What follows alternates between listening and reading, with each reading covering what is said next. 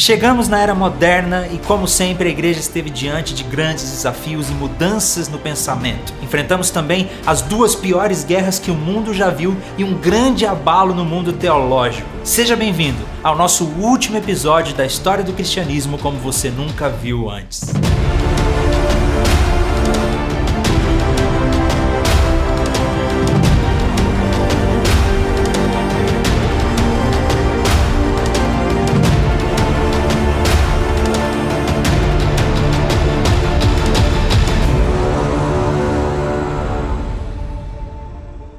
Seja muito bem-vindo ao nosso último episódio da história do cristianismo como você nunca viu antes. Infelizmente nós já estamos chegando no final, mas nós tivemos um grande trabalho para poder postar todos esses episódios aqui para vocês de forma gratuita. E a única coisa que nós pedimos em troca é que você se inscreva no nosso canal, dá um gostei nesse vídeo, compartilha com seus amigos também. E esse projeto só foi possível por causa da parceria que nós estamos com a Primeira Igreja Batista de Campo Grande e com o Seminário Batista Sul-Mato Grossense. Se você deseja se preparar melhor para o seu ministério, acesse o site, conheça o seminário, que eles têm todos os recursos necessários para que você possa estudar e se preparar melhor. No último episódio nós vimos como que o racionalismo, a ideia de que toda a verdade só pode ser alcançada através do uso da razão, de evidências, abalou a igreja naquele tempo, trouxe uma certa frieza espiritual. Apesar de todos os avivamentos que Deus trouxe, a ideia do racionalismo continuou crescendo, culminou, por exemplo, na Revolução Francesa do século XVIII e com o surgimento do Iluminismo, onde agora a ciência poderia caminhar com as próprias pernas, sem a influência da igreja. Se na era medieval, ou quando a Igreja Católica detinha toda a hegemonia do mundo conhecido, a verdade era ditada pela igreja, agora a verdade vai ser ditada pela razão, pelos processos, pela metodologia científica, pelo racionalismo. A gente vai ver muito o antropocentrismo, o homem no centro.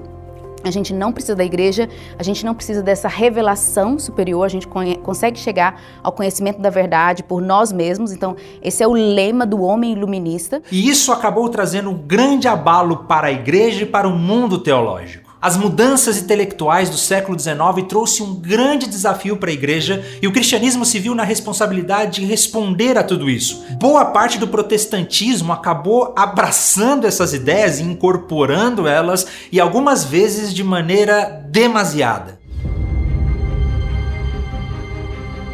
Quando o século XIX começou, a Revolução Industrial trouxe uma grande mudança em toda a Europa. As pessoas e as famílias agora estavam migrando para as grandes cidades e aquelas antigas estruturas das grandes famílias foram reduzidas apenas aos pequenos núcleos familiares de pai, mãe e filhos. E as famílias acabaram perdendo muito de suas raízes e de suas tradições nessa época. E esse fenômeno acabou ocasionando um crescente individualismo na Europa, porque agora as pessoas eram responsáveis pelos seus próprios propósitos, pelo seu próprio eu, em construir a sua própria personalidade. O individualismo começou a crescer como nunca antes e isso acabou influenciando no desenvolvimento da filosofia, da literatura, da ciência, no desenvolvimento do eu moderno. A emergência do indivíduo como um ser racional, pensante, ele se libera, de certa maneira, das outras premissas que existiam antes. Esse individualismo ele também entrou na igreja, e a igreja moderna é uma igreja onde os indivíduos, de certa maneira, têm uma primazia. E com o grande desenvolvimento da Revolução Industrial e da ciência moderna, a sociedade agora passou a olhar para o futuro e nós começamos a ver um grande otimismo como nunca antes. A indústria, a tecnologia, a ciência vai trazer um progresso da humanidade. O ser humano vai alcançar o seu nível mais alto através do conhecimento e da razão. Todas as coisas vão se organizar para uma sociedade próspera, feliz e perfeita. Veio a Revolução Industrial e a Revolução Científica começaram a trazer um certo tipo de ânimo de que realmente o homem vai conseguir fazer aquilo que Deus nunca conseguiu fazer, que é dar um fim aos problemas da humanidade. Então começou a haver um certo otimismo na Europa com relação à ciência e aos progressos da ciência, aquilo que o homem poderia conseguir. Essa foi a época em que o espírito do progresso e do desenvolvimento estava na mente de todas as pessoas. E esse grande otimismo otimismo começou a ser a base onde a sociedade europeia se estabeleceu. No dia 24 de novembro de 1859, Charles Darwin publicou o seu famoso livro sobre a origem das espécies mediante a seleção natural ou a preservação das raças favorecidas na luta pela vida, ou a origem das espécies, como ficou conhecido. E de certo modo, a nova teoria da evolução de Charles Darwin era a expressão desse otimismo na natureza, agora nas ciências naturais, porque o próprio ser humano evoluiu naturalmente e a tendência para o futuro é que a sociedade continue evoluindo. Afinal de contas, por causa dessa teoria, o progresso faz parte da estrutura do próprio universo. E assim chegou-se à conclusão que os seres humanos não foram sempre iguais, em que inclusive as ideias religiosas também evoluíram com o tempo. E claro que dentro da igreja isso trouxe profundas crises e extensos debates. Boa parte da teologia se viu na obrigação de trazer novas respostas, de trazer novas explicações para essa era moderna, de trazer uma razoabilidade para a fé em tempos de tecnologia. Como poderia o ser humano acreditar nos milagres bíblicos e ao mesmo tempo ter luz elétrica? Essas coisas eram incompatíveis. A teologia começou a adaptar as suas ideias para que a fé fosse mais aceita no campo da ciência moderna. O que aconteceu na teologia e com a igreja é que Deus foi sendo colocado um pouco de lado. Ou, como Francis Schaeffer gosta de falar, Deus foi jogado para cima, para o andar de cima, enquanto nós ficamos aqui apenas com a razão, com a ordem das coisas criadas. Os elementos sobrenaturais das narrativas bíblicas, eles passam a ser tratados, então, não como um fato ocorrido, né, mas como mitos ou metáforas de algo que está sendo transmitido. É por isso, por exemplo, que os milagres de Jesus eles acabam sendo negados. Esse foi o início do que nós chamamos da teologia liberal. A teologia liberal não possuía apenas uma vertente, a ideia vem justamente dessa liberdade de interpretação bíblica e de estudo. Mas, em grande parte, os teólogos liberais eram aqueles que começaram a questionar se os milagres eram reais. Afinal, Jesus não ressuscitou de verdade, o que ressuscitou foi a ideia de Jesus nos nossos corações. Nós temos uma interpretação do texto da multiplicação dos pães e dos peixes por Jesus, lá em João capítulo 6, onde Jesus faz o milagre da multiplicação. Aí a teologia liberal vem e diz, olha, isso não é científico, não é possível a gente dizer uma multiplicação, isso é sobrenatural demais, a ciência não dá conta de explicar. Então, se a ciência não dá conta, se a razão não dá conta de entender, então nós precisamos ter uma outra explicação para isso.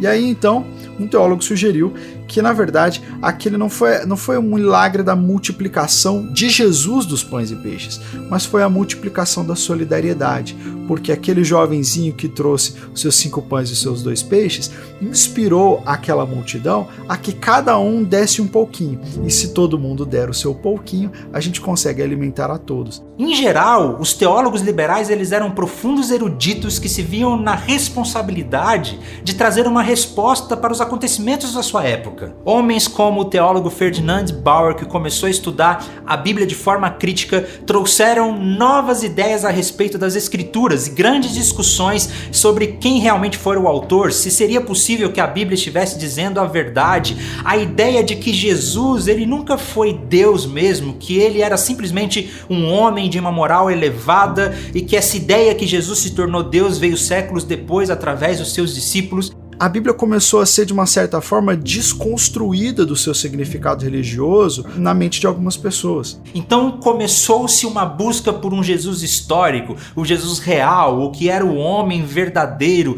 que ele era, na verdade, um mestre filosófico, um mestre da moral que deveria transformar os nossos corações e fazer com que a igreja fosse mais amorosa. Quem foi o verdadeiro Jesus por trás dessas narrativas do Cristo da fé? Então essa personalidade, Jesus de Nazaré, é uma figura histórica e o Cristo da fé é outra coisa, quer dizer, é a leitura daquela experiência histórica que a igreja faz e se apropria e se torna então algo separado disso.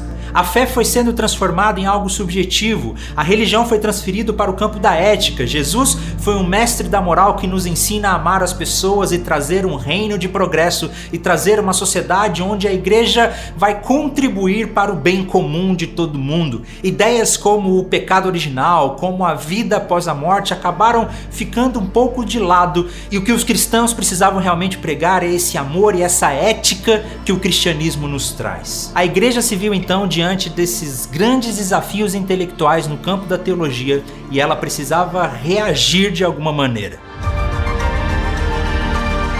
Mesmo com o grande crescimento da teologia liberal e todos os erros que eles cometeram, nós não podemos negar que os protestantes nunca tiveram medo de enfrentar os desafios dos seus tempos. E lá nos Estados Unidos, as ideias liberais começaram a se estabelecer praticamente por todo o território nacional. Mas diante dessa teologia racional, que rejeitava os milagres, que rejeitava os fundamentos da fé, alguns protestantes começaram a reagir. Vai surgir um movimento que vai ser contra isso, que aí é o movimento fundamentalista. A gente usa muito esse termo fundamentalista, até pejorativamente, mas o início do movimento fundamentalista é bem interessante. Basicamente, tentando responder, ser uma resposta, né, e um confronto ao liberalismo teológico. E no ano de 1895, esses evangélicos se reuniram próximo às cataratas do Niágara e eles estabeleceram ali os 5 fundamentos da fé que iam contra a teologia liberal. O primeiro daqueles 5 fundamentos era a infalibilidade da Bíblia, ou seja, as escrituras, a palavra de Deus é infalível e inerrante.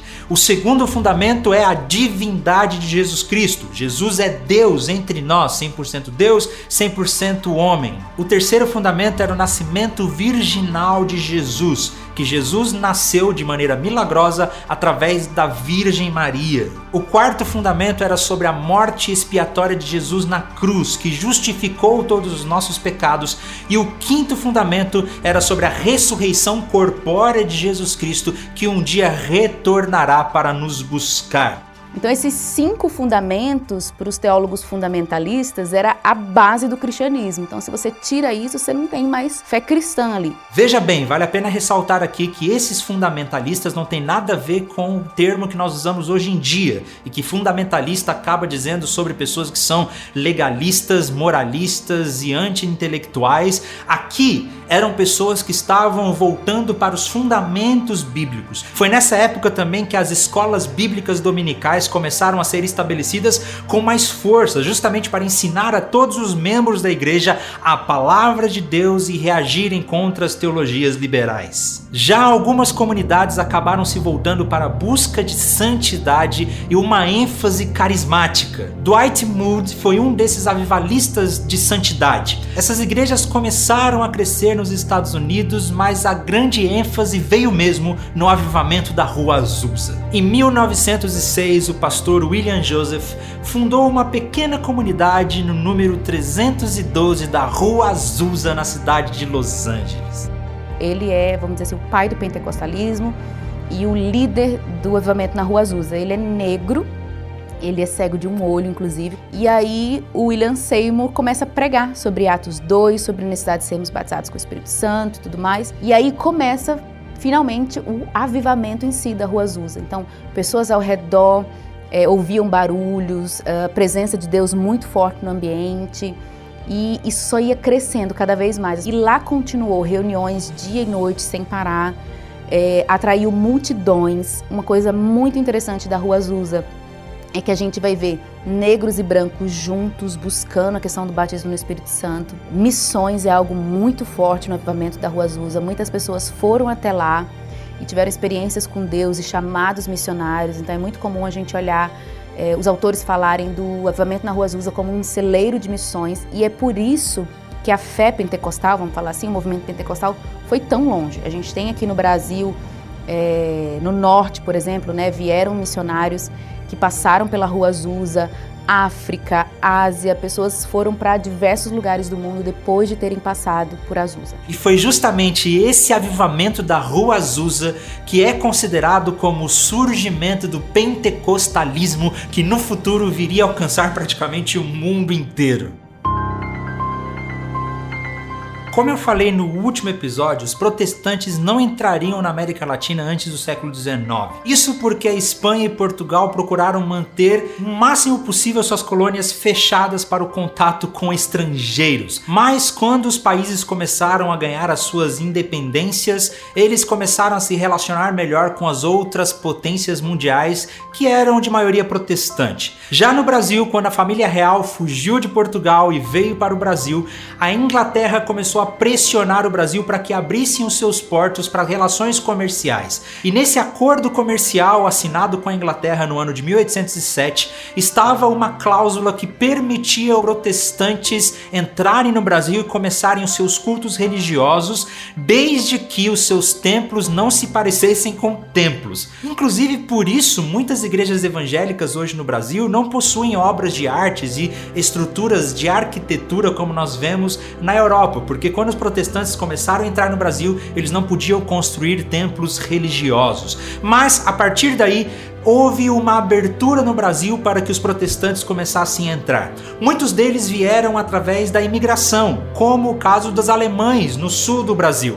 O protestantismo de imigração ele vai ganhar força mesmo a partir da chegada dos alemães luteranos, que começaram a chegar em 1824 para povoar principalmente o Rio Grande do Sul. Vieram muitos luteranos, basicamente soldados e agricultores. Então essa é a primeira grande chegada de protestantes no Brasil. O segundo grupo de protestantes a vir para o Brasil, aí sim vem o chamado protestantismo missionário. E um dos primeiros foram os congregacionais através do médico Robert Cayley e sua esposa Sarah, que chegaram no Rio de Janeiro no dia 10 de maio de 1855. E logo eles começaram uma obra evangelizadora na cidade de Petrópolis. E com o tempo, o próprio Cayley começou a ganhar o prestígio da família real e de Dom Pedro, o que fez com que as portas para os protestantes começassem a se abrir. E foi assim, através dos congregacionais e de Robert Cayley,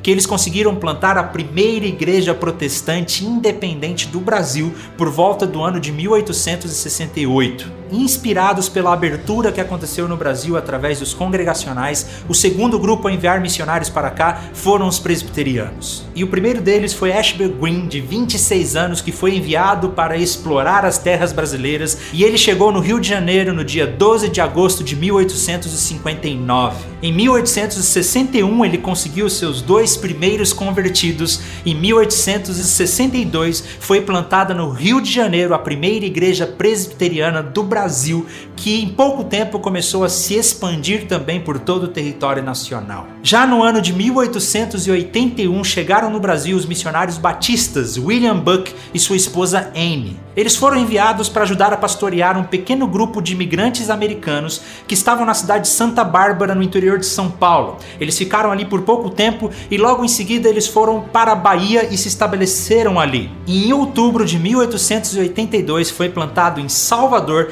a primeira igreja batista do Brasil. Na verdade, existe uma certa discussão se a primeira igreja foi mesmo a de Salvador ou a de Santa Bárbara, porque o casal de missionários também tinham passado por lá. Mas oficialmente vamos colocar aqui como a Igreja Batista de Salvador, que foi a primeira, e logo após isso os batistas também começaram a se expandir por todo o território nacional e viria a se tornar uma das grandes denominações brasileiras.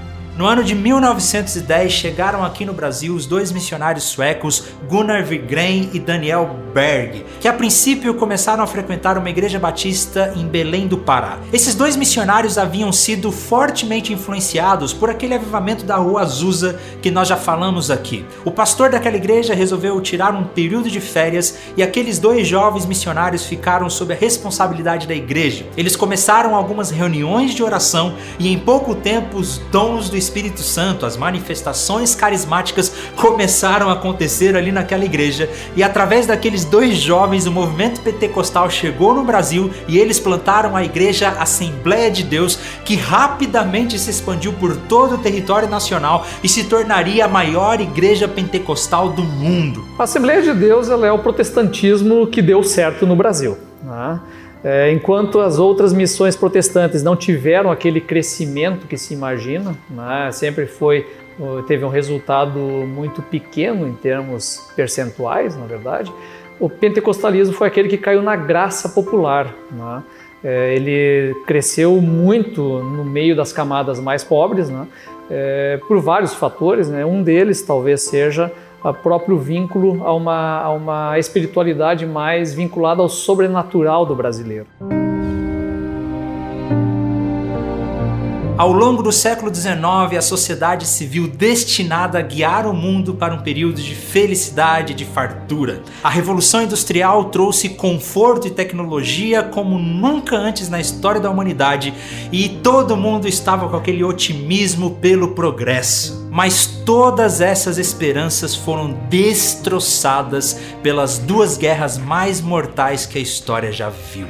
Quando as duas guerras mundiais estouraram, o próprio progresso tecnológico que a humanidade se orgulhava começou a ser utilizado para destruição e para matar as pessoas. As guerras tiveram um poder destrutivo como nunca antes, com o uso de tecnologia, de batalhas aéreas, de batalhas submarinas, de batalhas navais e de uso de armas químicas. Somente na Segunda Guerra Mundial, as estatísticas apontam para uma quantidade de mortes entre 70 a 85 milhões de pessoas. Além dos soldados, milhares de civis e milhões de judeus foram brutalmente assassinados durante esse período. E com as guerras morreu também aquele otimismo pelo futuro em que a sociedade estava colocando as suas esperanças. Justamente por causa das duas guerras mais devastadoras que a história já viu, que causou destruição por todo o planeta praticamente.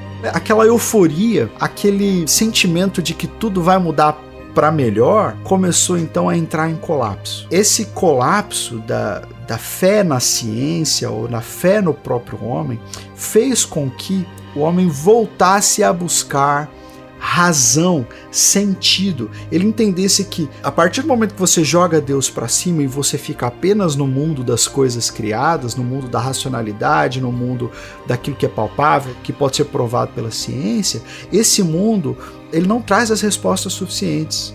E além da frustração desse otimismo da sociedade, a teologia liberal também sofreu um profundo abalo com as duas guerras mundiais, porque aquela esperança de que o homem, através do cristianismo, vai trazer uma nova ordem para a sociedade também foi abalada. Depois da Segunda Guerra, quando houve esse desencantamento do mundo pela ciência, essa certa depressão filosófica pós-guerra, as pessoas começaram de novo a olhar para a Bíblia com outro olhar. A teologia agora precisava de novas respostas diante das crises que o mundo estava vivendo. As sociedades que eram predominantemente protestantes, como a Alemanha, a Escandinávia, a Grã-Bretanha, começou a enfrentar um grande secularismo, um esfriamento espiritual, e as pessoas simplesmente começaram a parar de frequentar as igrejas porque não viam mais no cristianismo uma esperança de um mundo melhor. A Europa já não era mais o centro do cristianismo.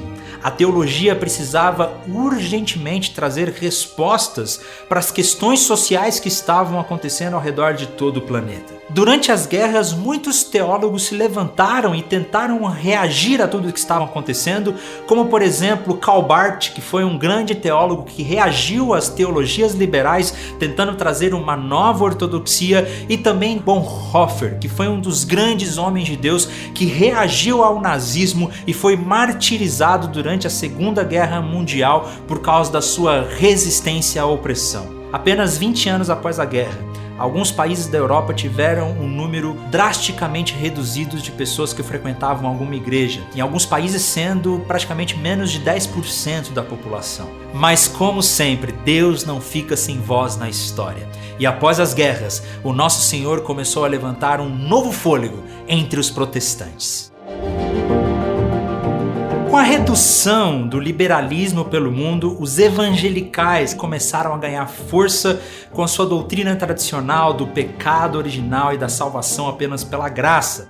A igreja se beneficiou de um movimento que foi conhecido como um movimento evangelical. É um movimento ligado ao fundamentalismo no sentido de que aqueles teólogos evangelicais, eles acreditam na Bíblia, eles acreditam na pessoa de Jesus, na encarnação, na ressurreição, eles acreditam no sobrenatural, mas eles não estão ligados àquela postura combativa, aquela postura de briga, de acirramento com as ciências. Não, são teólogos muito bons, são filósofos muito bons, e eles realmente marcam uma nova era de discussão com a sociedade, de interpretação bíblica, de o redescobrimento da piedade, né, da vida no espírito, da vida interior, das disciplinas espirituais, da Bíblia como um manual de fé e prática. E depois das guerras, os evangelicais começaram a se destacar como novos eruditos. Houve um redescobrimento da metafísica, houve um redescobrimento da espiritualidade e da busca pelo sobrenatural. Isso não foi só com o cristianismo, muitas outras religiões e outras fés apareceram, outras espiritualidades apareceram nesse tempo. O movimento de apologética ou de defesa da fé começou a crescer como nunca antes. Os evangelicais começaram a dialogar com a sociedade, com a cultura, com os desafios dos nossos tempos, buscando uma teologia bíblica tradicional e que respondessem às atuais questões. Universidades bíblicas começaram a ser fundadas, numerosas obras evangélicas começaram a ser publicadas, revistas e periódicos importantes como Christianity Today, o Cristianismo Hoje, começaram a ser fundados e criados nessa época. Vários novos seminários evangelicais começaram a ser plantados, como o Trinity, o Fuller, o Seminário do Texas e muitos outros que contribuíram coletivamente para essa ascensão intelectual do evangelicalismo. E nesse tempo pós-guerra, os teólogos também estavam mais sensíveis às causas sociais. Quando o evangelicalismo chega, o evangelicalismo traz um diálogo maior entre aquilo que é a teologia ortodoxa e também a preocupação dessa teologia com o mundo, e a preocupação com o pobre, a preocupação com as mazelas que os seres humanos vivem, com a economia, com a ciência, né? Então essa abertura evangelical foi marcada por uma teologia que integrava melhor a fé com as suas posturas sociais. Por exemplo, o pastor Martin Luther King, que foi um grande pastor e teólogo que lutou contra a segregação racial nos Estados Unidos e se tornou mundialmente famoso por sua maneira pacífica de lutar contra a injustiça social. Com a expansão do rádio e da TV, as igrejas também viram uma grande oportunidade de usar esses meios de comunicação para a pregação do evangelho.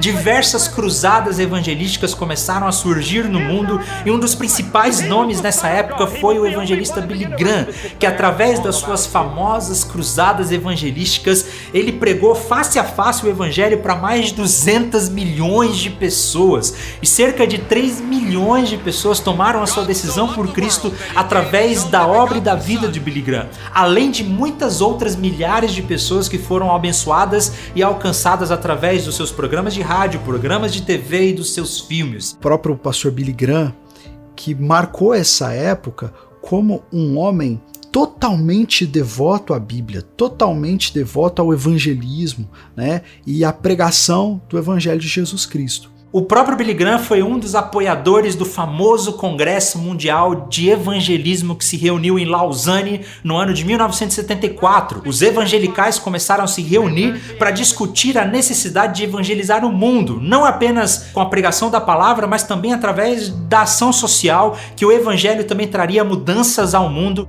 Ali estavam reunidos teólogos de várias correntes, de várias percepções e até mesmo alguns teólogos liberais, mas ali eles fizeram um compromisso, uma declaração de fé, e foi produzido um documento que é conhecido como Pacto de Lausanne, e ele está disponível na internet para qualquer um ler, e ele marca esse compromisso teológico, um compromisso hermenêutico, né, de como nós vamos olhar para a Bíblia, o que nós cristãos cremos sobre a Bíblia, o que nós cremos sobre a salvação, o que nós cremos sobre a ação social, o que nós cremos sobre a ação política. Então foi bastante interessante esse ressurgimento do evangelicalismo, ressurgimento da fé na Bíblia, e isso trouxe uma força para as igrejas que estavam sentindo muito esse esfriamento decorrente da teologia liberal. E nós não podemos deixar de mencionar também que nesse período pós-guerra, os pentecostais começaram a crescer muito por todo o mundo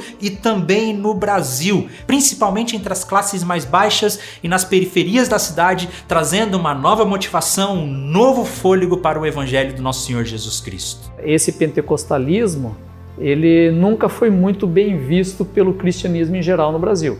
Os pentecostais eles sofreram discriminação tanto de católicos como de protestantes durante muito tempo. Esse pentecostalismo clássico ele vai ser aceito por outras denominações muito recentemente. Até então era visto com muita desconfiança. Desde a Segunda Guerra Mundial, reavivamentos começaram a acontecer, mas agora de forma periódica e local em algumas comunidades. O fenômeno da nova igreja eletrônica e virtual com cultos online também tem contribuído muito para a expansão do cristianismo ao redor do globo. Uma característica interessante dos nossos tempos e dessa era pós-moderna tem sido o surgimento de novas igrejas independentes. Uma coisa que a Reforma Protestante fez foi desafiar aquela fé que era hegemônica e dizer para as pessoas que era possível crerem, era possível pensarem teologicamente por si. Isso, historicamente, fez com que muitas igrejas novas surgissem. Se antes a Igreja Católica permanecia una, com o mesmo pensamento, depois do advento do protestantismo, se uma pessoa não concordava com o pensamento teológico de uma determinada linha ou de uma determinada igreja, ela simplesmente poderia abrir uma nova igreja e abrir uma nova confissão religiosa. Isso fez com que o evangelicalismo e o protestantismo ficasse muito multifacetado. E o surgimento das mega igrejas. Na verdade, essas mega igrejas têm sido as que mais crescem no mundo, que têm utilizado estratégias de marketing, estratégias de sociologia para pregar um evangelho que seja mais aceito pela sociedade, mais relevante entre as pessoas de classe alta e também os acadêmicos. E algumas pessoas inclusive dizem que essas mega igrejas acabarão substituindo as antigas denominações e trazendo aí um renovo no meio evangelical. Os pequenos grupos, ou em alguns lugares as células, como se tornaram conhecidas, também têm se tornado uma grande estratégia de evangelização, de comunhão e de expansão da igreja, principalmente nas grandes zonas urbanas ao redor do mundo. Por volta da década de 70 e 80, as novas condições financeiras do mundo, o conforto das pessoas, acabaram influenciando uma nova onda pentecostal, com ênfase numa teologia triunfalista, voltada para a felicidade pessoal, para talvez riquezas financeiras, e essa nova onda desse evangelho triunfalista acabou rompendo com a igreja pentecostal tradicional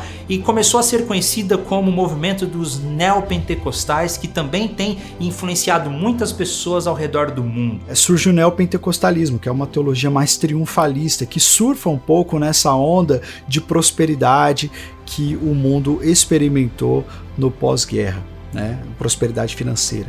E grandes igrejas surgiram nesse período, são as igrejas chamadas de neopentecostais, são grandes denominações. E essas ocuparam o cenário mundial, ocuparam também as transmissões midiáticas, Então, quando se liga a televisão ou se coloca num programa de rádio, a priori, você está ouvindo um programa de uma dessas novas igrejas. Esse movimento ele não faz questão de ser associado aos pentecostais.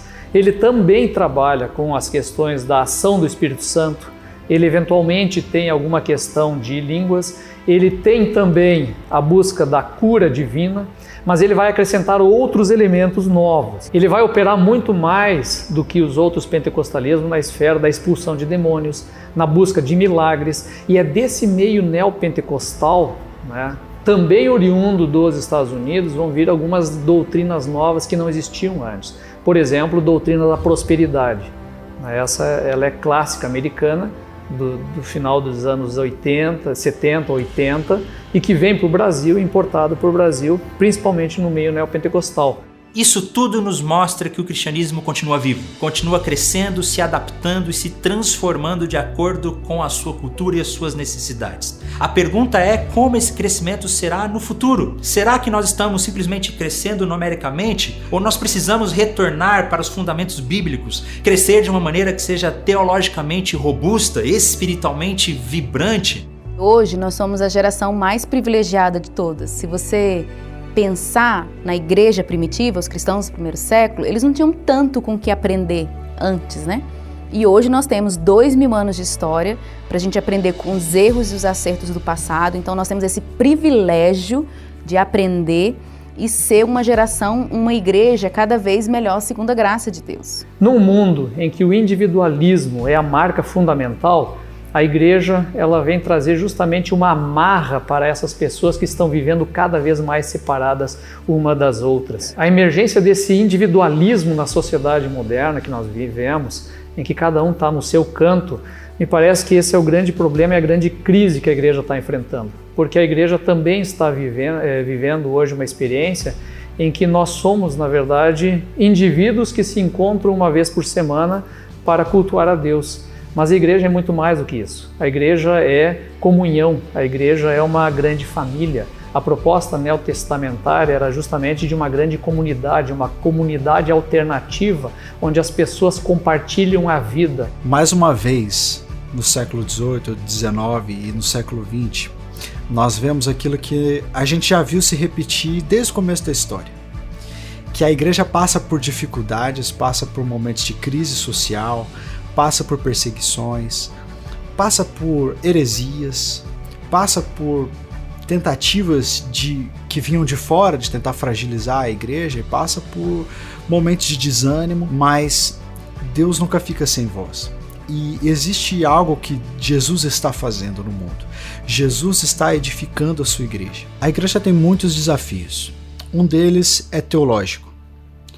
Nós precisamos conhecer a Bíblia e precisamos conhecer a Bíblia com profundidade. Precisamos meditar nas Escrituras, resgatar esse valor da Bíblia. Por causa dessa pluralidade de confissões religiosas, dessa facilidade que se há em se abrir uma nova igreja, abre uma nova comunidade, começa uma nova teologia. As redes sociais exaltam pessoas como grandes líderes, mas pessoas que não tiveram formação, que não conhecem a Bíblia. Isso faz com que o nível teológico das pessoas seja muito pequeno, não seja aprofundado, né? Então existem muitas igrejas, existem muitos evangélicos no Brasil, mas existe pouca profundidade teológica. O primeiro desafio que existe para a igreja é o desafio de se fazer boa teologia, teologia profunda e teologia na igreja. Um outro desafio que nós temos é claramente o de como a igreja deve se posicionar nas questões públicas. Nas questões políticas, por exemplo. A questão política é uma questão pública, né? De se a igreja deve apoiar um projeto político A, a igreja deve se filiar a um candidato político B. Nós percebemos na história que a fé ela é sempre política, porque a fé acontece na polis, na cidade, mas a igreja e o Estado devem ter muito cuidado em como que eles vão se relacionar, e principalmente a igreja. A igreja deve ter muito cuidado em que tipo de aval ela dá para o Estado, que tipo de envolvimento ela tem com o Estado, porque sempre que a igreja andou de mãos dadas com o Estado, houve um perigo muito grande de se confundirem as suas metodologias, de se confundirem a sua maneira de enxergar o mundo e também de como elas iriam agir. Nós ainda estamos diante de grandes desafios, como o crescente secularismo, o movimento dos desigrejados, que são essas pessoas que dizem acreditar em Deus, mas não fazem parte de nenhuma igreja. Mas nós cremos, e eu creio, que Deus nunca ficará sem voz na história. Que a igreja ela continuará crescendo, que as portas do inferno não prevalecerão, que nós temos um grande potencial de nos adaptarmos, de nos contextualizarmos, sem deixarmos de lado a nossa teologia bíblica, as nossas doutrinas, os fundamentos da nossa fé. Nós cremos que Deus continuará guiando soberanamente a sua igreja até o retorno do nosso Senhor Jesus Cristo. Como sempre, esse foi apenas um recorte da nossa história. Muita coisa, infelizmente, ficou de fora nesses últimos 6 episódios. Mas eu gostaria muito de agradecer a todos vocês que nos acompanharam. Foi um privilégio enorme poder apresentar para vocês a nossa história, a história da nossa igreja, do nosso cristianismo, e que nós cremos que Deus continuará guiando soberanamente o seu povo. infelizmente a nossa série acabou. Mas deixa aí nos comentários qual a sua sugestão para a nossa próxima série. Eu espero que vocês continuem nos acompanhando aqui no nosso canal no YouTube. Não deixe de se inscrever, porque nós temos grandes sonhos e grandes projetos para continuar propagando o evangelho de uma maneira que seja intelectualmente robusta e espiritualmente vibrante.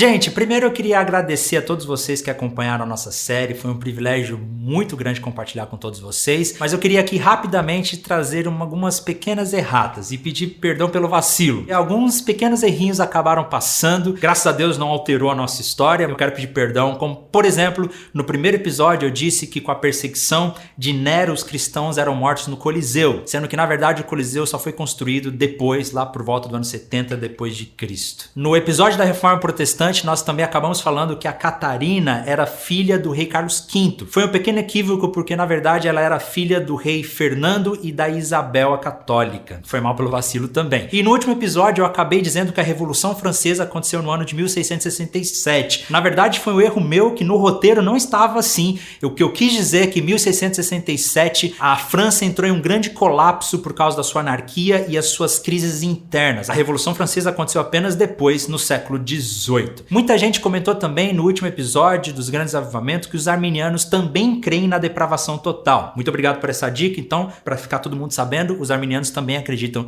na depravação total. Mais uma vez, perdão pelo vacilo. Espero que vocês tenham gostado de todos os nossos episódios. Que Deus abençoe a todos vocês.